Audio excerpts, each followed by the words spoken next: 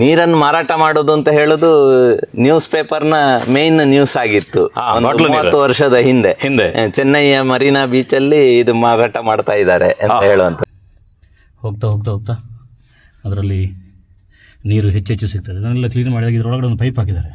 ಆ ಪೈಪಿಂದ ಇವರಿಗೆ ಮನೆಗೆ ಈಗ ಬೋರ್ವೆಲ್ಲಿಗೆ ನೋಡಿದ ರೀತಿಯಲ್ಲೇ ಅವರು ಅಂದಾಜು ಅದರ ಲಕ್ಷಣಗಳನ್ನು, ಭೂಮಿಯ ಲಕ್ಷಣ, ಅವರು ಮಣ್ಣಿನ ಜೊತೆ ಇರೋದ್ರಿಂದ ಮಣ್ಣಿನ ಅತ್ಯಂತ ಶ್ರೇಷ್ಠ ವಿಜ್ಞಾನಿಗಳು.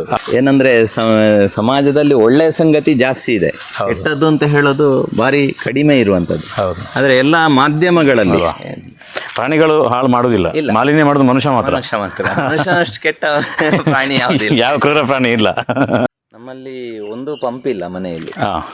ಇಲ್ಲಿ ಈಗ ಪಕ್ಕದಲ್ಲಿ ಇರುವಂತದ್ದು ಸುರಂಗ ಅಂತ ಹೇಳೋದು ಈ ಕೇರಳ ಗಡಿ ಮತ್ತು ಈ ಭಾಗದಲ್ಲಿ ಸಹಜವಾಗಿ ಗುಡ್ಡೆಗೆ ಈ ತರ ಗುಹೆಯ ರೀತಿ ಸಾಮಾನ್ಯ ಒಬ್ಬನೇ ವ್ಯಕ್ತಿ ಸಣ್ಣ ಪಿಕ್ಕಾಸಿ ಹಿಡ್ಕೊಂಡು ಮತ್ತೆ ಹಾಳೆಯಲ್ಲೇ ತುಂಬಿಸಿ ಸಣ್ಣ ಬಟ್ಟಿ ಅದಕ್ಕೆ ಹೋಗುವಂಥದ್ದು, ಹಾಳೆಯಲ್ಲಿ ತುಂಬಿಸಿ ಎಳ್ಕೊಂಡು ಬಂದು ಹೊರಗೆ ಹಾಕುವಂಥದ್ದು, ಮೊಂಬತ್ತಿ ಉರಿಸಿ ಅದನ್ನು ತೆಗಿತಾ ಇದ್ರು. ಇತ್ತೀಚಿನ ಒಂದು 15 ವರ್ಷದ ಹಿಂದಿನವರೆಗೂ ಈ ತರ ತೆಗೆಯುವಂತವ್ರು ಇದ್ರು. ಆಮೇಲೆ ಇಲ್ಲಿ ಒಬ್ಬ ಪುಟ್ಟಗೌಡ ಅಂತ ಅವನು ತೆಗ್ದಿರೋದು. ಇದು ನಿರಂತರ ಮಣ್ಣಿನಲ್ಲೇ ಇರುದು. ಅವರು ನನ್ನ ಅಂದಾಜು ಒಂದು 30-40 ತೆಗ್ದಿರ್ಬೋದು. ಅವರ ಜಾಗದಲ್ಲೇ ತುಂಬಾ ತೆಗ್ದಿದ್ದಾರೆ. ಇಲ್ಲಿ ನಮ್ಮಲ್ಲಿ ಇಲ್ಲೊಂದು ಕೆಳಗೆ ಕೆರೆ ಇದೆ, ಅದರಲ್ಲೂ ಕೂಡ 1-2 ಕಡೆಗೆ ದಿಕ್ಕುಗಳಿಗೆ ಇದ್ ಮಾಡಿದ್ದಾರೆ. ಕೆರೆಯು ಆರಿದಾಗ ಕೊನೆಗಾದಾಗ ನೀರು ಆರಿ ಬಿಡ್ತದೆ.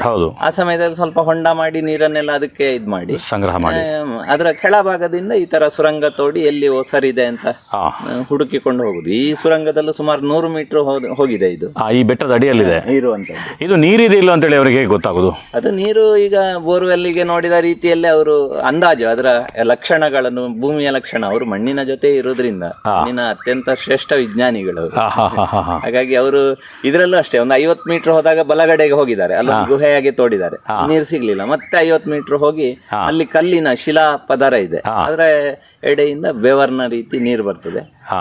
ಸಾಮಾನ್ಯ ಇಡೀ ವರ್ಷ ಬರ್ತದ. ಇಡೀ ವರ್ಷ ಅಂದ್ರೆ ಈಗ ಸಾಮಾನ್ಯ ಏಪ್ರಿಲ್ ತಿಂಗಳಿಗೆ ಆರ್ತದೆ, ಇಲ್ಲಾಂದ್ರೆ ಕೊನೆಯವರೆಗೆ. ಈಗಂತೂ 1 ಇಂಚು ಪೈಪ್ ನೀರಿಗಿಂತ ಜಾಸ್ತಿ ನಿಮ್ಮ ಮನೆಗೆ ಅದರಿಂದಾನೆ. ನಮ್ಮ ಕುಡಿಯುವ ನೀರು, ಬಚ್ಚಲು, ಹಟ್ಟಿ ಎಲ್ಲ ಇಲ್ಲಿಂದ ಎಲ್ಲಿಗೆ ಹೋಗ್ತದ ನೀರು? ಇಲ್ಲಿಂದ ಮುಂದೆ ಟ್ಯಾಂಕಿ ಇದೆ, ಪೈಪ್ ಅಲ್ಲಿ ಬೀಳ್ತದೆ. ಈ ಸಾಮಾನ್ಯ ಫೆಬ್ರವರಿ ಶಿವರಾತ್ರಿವರೆಗೆ ನಮಗೆ ಬೇಕಾದಕ್ಕಿಂತ ಹೆಚ್ಚು ಅಂದ್ರೆ ಟ್ಯಾಂಕಿ ಓವರ್ಫ್ಲೋ ಆಗುವಷ್ಟು ನೀರಿದೆ, ಅದರಲ್ಲಿ ಬೀಳ್ತದೆ, ಬಿದ್ದು ಓವರ್ಫ್ಲೋ ಆಗಿ ಹೋಗ್ತದೆ. ಅದು ಈಚೆಗೆ ಒಂದು 15 ವರ್ಷದ ಹಿಂದೆ ಇಲ್ಲೇ ಜಡ್ಡು ಗಣಪತಿ ಭಟ್ ಅಂತ ಡಾಕ್ಟರ್, ಅವರು ಒಂದು ಸುರಂಗ ಇತ್ತೀಚೆಗೆ ತೆಗೆಸಿರುವುದು ಗೊತ್ತಿದೆ.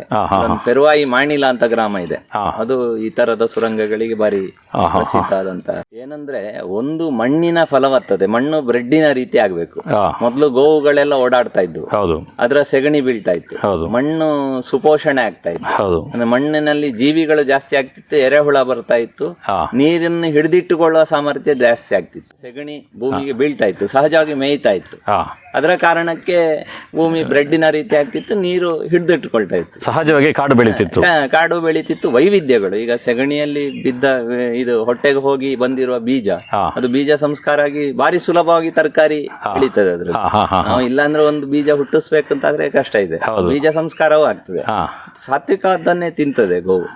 ಹಾಗಾಗಿ ನೀರಿನ ಮೇಲಿನ ನೀರಿದೆ ಅಲ್ಲ, ಈಗ ಬೋರಿನಿಂದ ಕೆಲವು ಎಳ್ಕೊಳ್ತದೆ ಅಂತ ಕಾಣಿಸ್ತದೆ ನಮಗೆ, ಅದರ ಮೇಲಿನ ನೀರು ಮತ್ತೆ ಕೆಳಗಿನ ನೀರು ಬೇರೆನೆ, ಅದು ಬತ್ತಿ ಹೋಗ್ತದೆ, ಬೋರು ಡ್ರೈ ಆಗ್ತದೆ. 15 ವರ್ಷದ ಹಿಂದೆ ಇಡುಕಿದುನಲ್ಲಿ ಇದ್ ಮಾಡಿ ಜಲ ಸಾಕ್ಷರ ಗ್ರಾಮ ಅಂತ ಲೆಕ್ಕ, ಅಲ್ಲಿ ಸರ್ವೆ ಮಾಡಿ ಬೋರು ಶಾಶ್ವತ ಅಲ್ಲ ಅಂತ ಒಂದು ಸ್ಟಿಕ್ಕರ್ ಕೊಟ್ಟಿದ್ರು. 800-1000 ಬೋರುಗಳಲ್ಲಿ ಡ್ರೈ ಆಗಿದ್ದು. ಈಗ ಅದರೊಳಗೆ ಹೋಗಿ ನಾನು ತೋರಿಸಬಹುದಾ ಜನರಿಗೆ? ಹೋಗಲ್ಲ.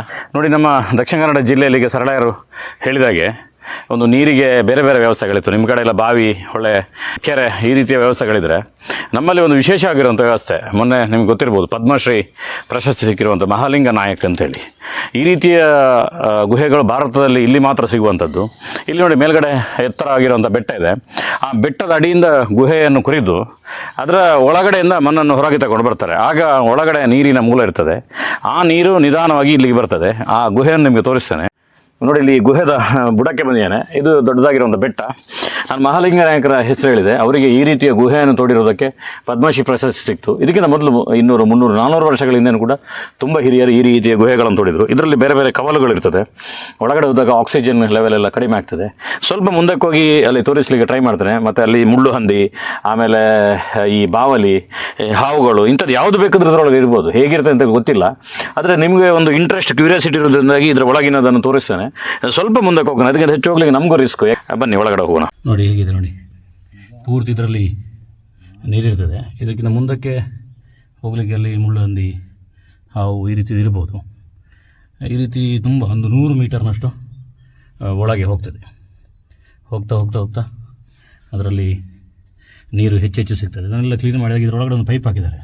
ಆ ಪೈಪಿಂದ ಇವರಿಗೆ ಮನೆಗೆ ಕುಡಿಲಿಕ್ಕೆಲ್ಲ ನೀರು ಇಲ್ಲಿಂದ ಬರ್ತದೆ. ನೋಡಿ ಬೇರುಗಳೆಲ್ಲ ಬಂದಿರುವಂಥದ್ದು ನೋಡುವಾಗ ಹಾವಿನಾಗಿ ಕಾಣ್ತದೆ, ಕ್ಲೀನಾಗಿ ಕಾಣ್ಬೋದು. ಇದಕ್ಕಿಂತ ಮುಂದಕ್ಕೆ ರಿಸ್ಕ್, ಮುಂದಕ್ಕೆ ಹೋಗಲಿಕ್ಕೆ ಟ್ರೈ ಮಾಡೋದಿಲ್ಲ. ನೋಡಿ ಸರಳಾಯರ ಗುಹೆಯಿಂದ, ಕಾಡಿಂದ ಅಲ್ಲಿಂದ ಇಲ್ಲಿ ಪೈಪ್ ಮುಖಾಂತರ ಬರ್ತದಲ್ಲ. ಎಷ್ಟು ದೂರ ಇದೆ ಪೈಪು?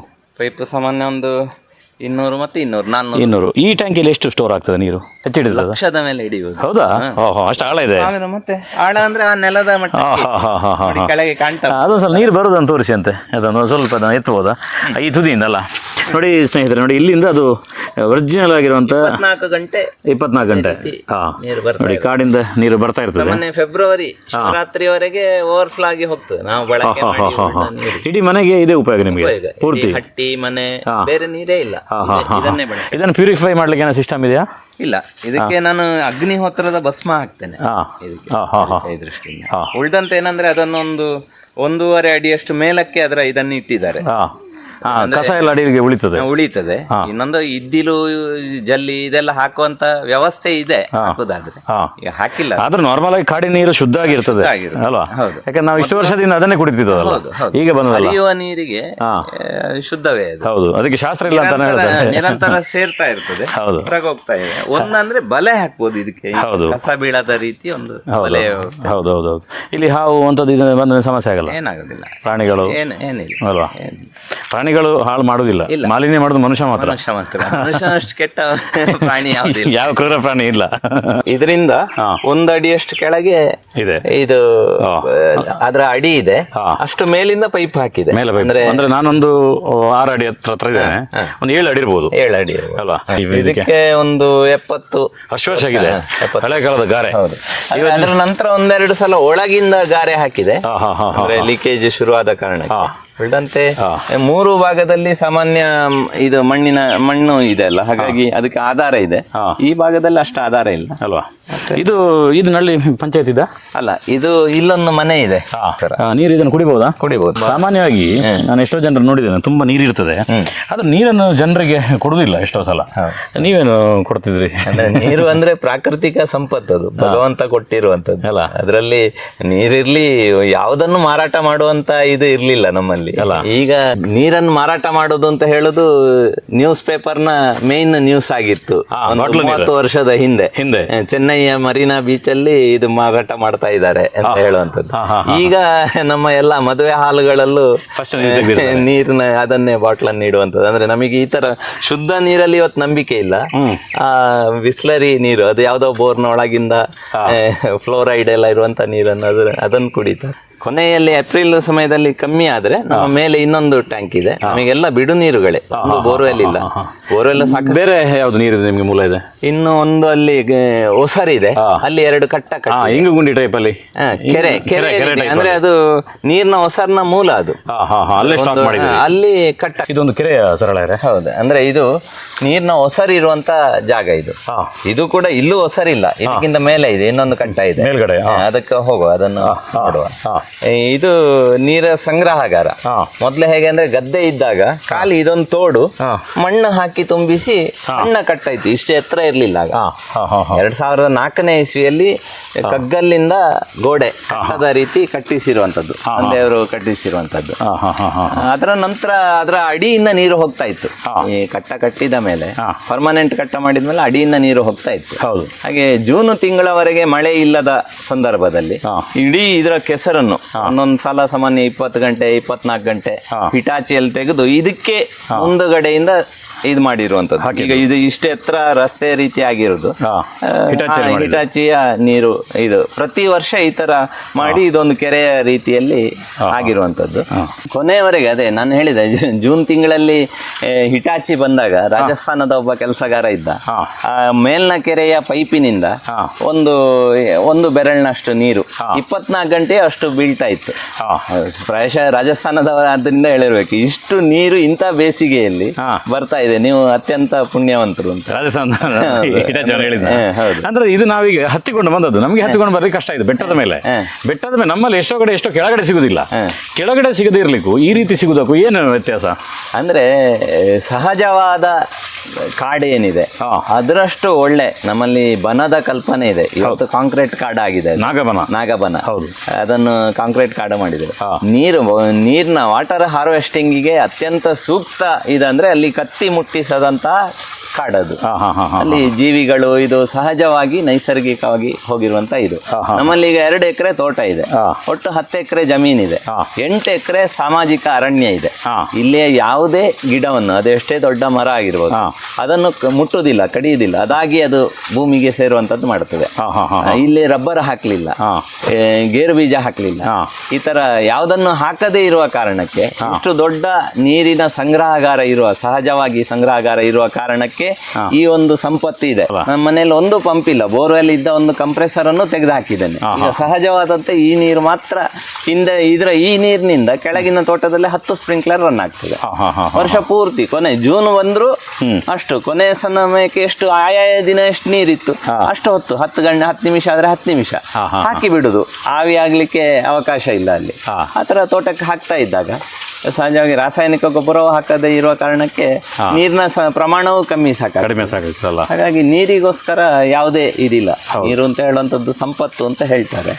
ಅದು ಯಾವುದೇ ಭಯ ಇಲ್ಲದ ರೀತಿಯಲ್ಲಿ ಎಷ್ಟೇ ಬರಗಾಲ ಬಂದರೂ ಆರದ ರೀತಿಯ ಒಂದು ಪ್ರಾಕೃತಿಕ ವ್ಯವಸ್ಥೆ ಇದರಲ್ಲಿ. ಕರೆಕ್ಟ್. ನೀವು ಒಂದ್ಸಲ ಫೇಸ್ಬುಕ್ಕಲ್ಲಿ ಹಾಕಿದಿರಿ, ನಿಮ್ಮ ಮಕ್ಕಳೆಲ್ಲ ಈ ಕೆರೆಯಲ್ಲಿ ಸ್ನಾನ ಮಾಡುವಂಥದ್ದನ್ನು ಹಾಕಿದಿರಿ, ಈಜುವಂಥದ್ದೆಲ್ಲ. ಅವರೆಲ್ಲ ಬರ್ತಾರ, ಎಲ್ಲರೂ ನಿಮ್ಮೊಟ್ಟಿಗೆ ಈಜ್ತಾ ಇರ್ತಾರ? ಹೌದು, ಮಳೆಗಾಲ ಸಣ್ಣಾಗಿಂದಲೇ ಈ ಇದರ ಟ್ಯೂಬ್, ಒಮ್ಮನಿ ಅಥವಾ ಇದರ ಟ್ಯೂಬಲ್ಲಿ ಗಾಳಿ ತುಂಬಿಸಿ ಅದನ್ನು ಭುಜದ ಮಧ್ಯೆ ಇಟ್ಟುಕೊಂಡು ಈಜುವಂಥದ್ದು ಸಹಜವಾಗಿ. ಎಷ್ಟನೇ ಕ್ಲಾಸ್ ಇದೆ ಓದ್ತಿದ್ದಾರೆ ಈಗ? ಸಾಮಾನ್ಯ 1ನೇ ಕ್ಲಾಸಲ್ಲಿ ಇದ್ದಾಗಿಂದ. ಈಗ ಎಷ್ಟನೇ ಕ್ಲಾಸ್ ಓದ್ತಿದ್ದಾರೆ? ಈಗ ಒಬ್ಬಳು PUC, ಒಬ್ಬಳು 9 ಗುರುಕುಲ, ಮೈತ್ರಿ ಗುರುಕುಲ. ಇನ್ನೊಬ್ಬಳು 5ನೇ ಕ್ಲಾಸ್. 5ನೇ ಕ್ಲಾಸು. ಬೇರೆ ನೆಂಟರು ಬಂದ ಮಕ್ಕಳು ಕೂಡ ಈಜುತ್ತಾರೆ, ಬರ್ತಾರೆ. ಇವತ್ತು ಪೇಟೆಯಲ್ಲೆಲ್ಲ ಒಂದು ಈಜುದು, ಇನ್ನೊಂದು ಸೈಕ್ಲಿಂಗ್ ಕಲಿಯೋದು, ಮರ ಹತ್ತುದು, ಇದಕ್ಕೆಲ್ಲ ಹೋಗಬಾರ್ದು ಹಾಗೆ ಹೀಗೆ ಅಂತ ಹೇಳ್ತಾರಲ್ಲ, ಅದರ ಬಗ್ಗೆ ನೀವು ಪೇರೆಂಟ್ಸ್ ಆಗಿ ಏನು ಹೇಳ್ತೀರಿ? ಅಂದರೆ ಈ 3 ಸಂಗತಿಗಳು, ಈಜು, ಸೈಕ್ಲಿಂಗ್ ಮತ್ತು ಮರ ಹತ್ತುವಂಥದ್ದು, ಇದು ಪ್ರಾಥಮಿಕ ಒಂದು ಶಿಕ್ಷಣ ಪಡಿಬೇಕಾಗಿರುವಂಥ ಸಂಗತಿ. ಮಕ್ಕಳಿಗೆ ಧೈರ್ಯ ಬರುವ ದೃಷ್ಟಿಯಿಂದ, ಅವರ ಸಾಮರ್ಥ್ಯ ಬೆಳೆಯುವ ದೃಷ್ಟಿಯಿಂದ, ವಿಶ್ವಾಸ ಬೆಳೆಯುವ ದೃಷ್ಟಿಯಿಂದ ಇದನ್ನು ಇವತ್ತು ಭಯಪಡಿಸಿ, ಒಂದೇ ಮಗು ಇರುವ ಕಾರಣಕ್ಕೇನೋ ಗೊತ್ತಿಲ್ಲ, ಮರ ಹತ್ತಿದ್ರೆ ಕಷ್ಟ ಅಂತ ತಡೀತಾರೆ. ಮಗುವಿಗೆ ಯಾವುದೇ ಭಯ ಇಲ್ಲ, ಆದರೆ ಅಪ್ಪ ಅಮ್ಮ ಅದನ್ನು ತಡೆಯುವಂಥದ್ದು ಮಾಡ್ತಾರೆ. ಆ ಕಾರಣಕ್ಕೆ ಅವರು ವಿಶ್ವಾಸ ಕಳ್ಕೊಳ್ತಾರೆ. ಹಾಗೆಂತೇಳಿ ಭಯ ಪಡದೆ ಇದು ಮಾಡ್ಬೇಕು ಅಂತಲ್ಲ, ಜೊತೆಗೆ ಪಾಲಕರು ಇದ್ದುಕೊಂಡು ಅದನ್ನು ಮಾಡಿಸ್ಬೋದು. ಈಗ ಈಜುವ ಹೊತ್ತಿಗೆ ನಾನು ಯಾವಾಗಲೂ ಇರ್ತೇನೆ, ನಾನು ಇಲ್ಲದಿದ್ದಾಗ ಟ್ಯೂಬ್ ಕೊಡ್ತೀರಿ ನೀವು ರಕ್ಷಣೆಗೆ ಟ್ಯೂಬ್ ಕೊಡ್ತೇವೆ. ಮೊದಲು ನಾವು ತೆಂಗಿನಕಾಯಿಯನ್ನಿಟ್ಟು ಈಜುತ್ತಾ ಇದ್ದೇವೆ, ನಾವು ಬಾಳೆ ದಿಂಡು, ತೆಂಗಿನಕಾಯಿ. ಈಗ ಟ್ಯೂಬ್ ಇದೆ, ಆರಾಮ್ಸೆ ಅದು ಏನಾದರೂ ಮುಳುಗ್ಲಿಕ್ಕೆ ಬಿಡುವುದಿಲ್ಲ. ಮತ್ತು ನೀರಿನ ಮೂಲದ ಬಗ್ಗೆ, ನ್ಯಾಚುರಲ್ ವೇ ಆಗಿ ನೀರನ್ನು ಹೇಗೆ ಉಪಯೋಗ ಮಾಡೋದು ಅನ್ನೋದ್ರ ಬಗ್ಗೆ ಪ್ರವೀಣ್ ಸರಳಾಯರು ನಮಗೆ ಹೇಳಿಕೊಟ್ರು. ಅವರು ನಮ್ಮ ಇಡೀ ಕರ್ನಾಟಕದಲ್ಲಿ ಈ ದೃಷ್ಟಿಯಿಂದ ಅವರು ಓಡಾಡ್ತಿರ್ತಾರೆ, ದೇಶದ ಬೇರೆ ಬೇರೆ ಭಾಗಗಳಲ್ಲಿ ಓಡಾಡ್ತಾರೆ. ಇದರ ಬಗ್ಗೆ ಅವೇರ್ನೆಸ್ ಕ್ರಿಯೇಟ್ ಮಾಡುವಂಥದ್ದು ನೀವೊಂದು ಅಮೂಲ್ಯವಾಗಿರುವಂಥ ಸಮಯವನ್ನು ಕೊಟ್ಟಿದ್ದೀರಿ ಸರಳಾಯರೇ, ನಿಮಗೆ ಧನ್ಯವಾದಗಳು. ಈ ರೀತಿಯ ಏನಂದರೆ ಸಮಾಜದಲ್ಲಿ ಒಳ್ಳೆಯ ಸಂಗತಿ ಜಾಸ್ತಿ ಇದೆ, ಕೆಟ್ಟದ್ದು ಅಂತ ಹೇಳೋದು ಭಾರಿ ಕಡಿಮೆ ಇರುವಂಥದ್ದು. ಆದರೆ ಎಲ್ಲ ಮಾಧ್ಯಮಗಳಲ್ಲಿ, ಸೋಷಿಯಲ್ ಮೀಡಿಯಾ ಇರ್ಬೋದು ಅಥವಾ ಉಳಿದ ಮಾಧ್ಯಮಗಳಲ್ಲೂ ಕೂಡ ಕೆಟ್ಟದ್ದನ್ನು ವೈಭವೀಕರಿಸ್ತಾರೆ. ಅದನ್ನು ತೋರಿಸಿದ ತಕ್ಷಣ ಅದರಲ್ಲಿ ಆಕರ್ಷಣೆ ಇದೆ, TRP ಹೆಚ್ಚಾಗ್ತದೆ, ಮತ್ತೆ ಅದನ್ನು ತೋರಿಸುವಂಥದ್ದು ಮಾಡ್ತಾರೆ. ಆದರೆ ಈ ಥರ ಮೌಲ್ಯ ಇರುವಂತಹ ದೊಡ್ಡ ಪ್ರಮಾಣದಲ್ಲಿರುವಂತಹ ಇಡೀ ಸಮಾಜಕ್ಕೆ ಶಿಕ್ಷಣ ಕೊಡುವಂಥ ಸಂಗತಿಯನ್ನು ನೀವು ನಿರಂತರವಾಗಿ ನಿಮ್ಮ ಯೂಟ್ಯೂಬ್ ಚಾನಲಿಂದ ಅದನ್ನು ತುಂಬ ಪ್ರಯಾಸಪಟ್ಟು ಇವತ್ತು ರಾಜಸ್ಥಾನದಿಂದ ಬೆಳಿಗ್ಗೆ ಬಂದ್ರಿ ಸಂಜೆ ಇಲ್ಲಿ ಇದಕ್ಕೆ ವಿಡಿಯೋ ಚಿತ್ರೀಕರಣಕ್ಕೆ ಮಾಡಿದ್ರಿ. ಈ ಥರ ನಿರಂತರ ಸಮಾಜಕ್ಕೊಂದು ಆರೋಗ್ಯ ಸುಧಾರಿಸುವ ದೃಷ್ಟಿಯಿಂದ ಒಂದು ಆಹಾರವನ್ನು ಸಾಮಾಜಿಕ ಇದರಿಂದ ಕೊಡ್ತಾ ಇದ್ದೀನಿ. ಹಾಗಾಗಿ ನಿಮಗೆ ಮೊದಲು ನಾನು ಧನ್ಯವಾದ ಹೇಳಬೇಕು. ಧನ್ಯವಾದಗಳು ಸ್ನೇಹಿತರೆ. ಸಬ್ಸ್ಕ್ರೈಬ್ ಆಗೋದನ್ನು ಮರೆಯಬೇಡಿ.